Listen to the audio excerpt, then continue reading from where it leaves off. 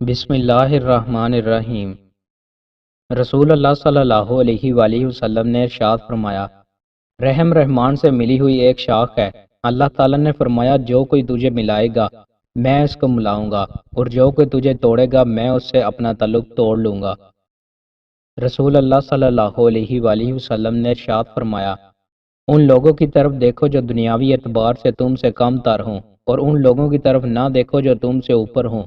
اس طرح زیادہ لائق ہے کہ تم اللہ کی ان نعمتوں کی ناقدری نہ کرو جو اس کی طرف سے تم پر ہوئی ہیں۔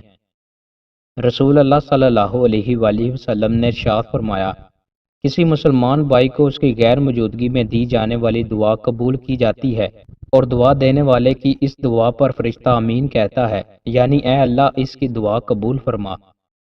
رسول اللہ صلی اللہ علیہ وآلہ وسلم نے ارشاد فرمایا، تم گناہ کر کے اکتا سکتے ہو، لیکن اللہ تعالیٰ تمہیں معاف کر کے نہیں اکتائے گا۔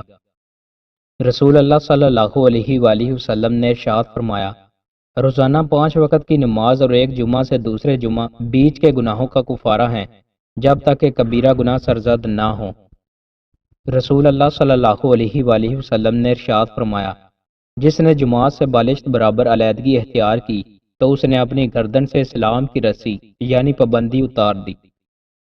رسول اللہ صلی اللہ علیہ وآلہ وسلم نے ارشاد فرمایا، تم میں سے کوئی مومن نہیں ہو سکتا حتیٰ کہ میں اسے اس کے والد، اس کی اولاد اور تمام لوگوں سے زیادہ محبوب نہ ہو جاؤں۔ رسول اللہ صلی اللہ علیہ وآلہ وسلم نے ارشاد فرمایا، شفا دینے والی 2 چیزوں کو لازم پکڑو، یعنی شہد اور قرآن۔ رسول اللہ صلی اللہ علیہ وآلہ وسلم نے ارشاد فرمایا، قیامت کے دن عبادات کے متعلق سب سے پہلا سوال نماز کے بارے میں ہوگا۔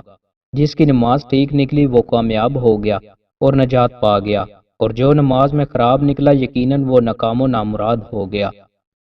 دوستو، مزید اچھی ویڈیوز کے لیے ہمارے چینل کو سبسکرائب لازمی کریں۔ بہت شکریہ۔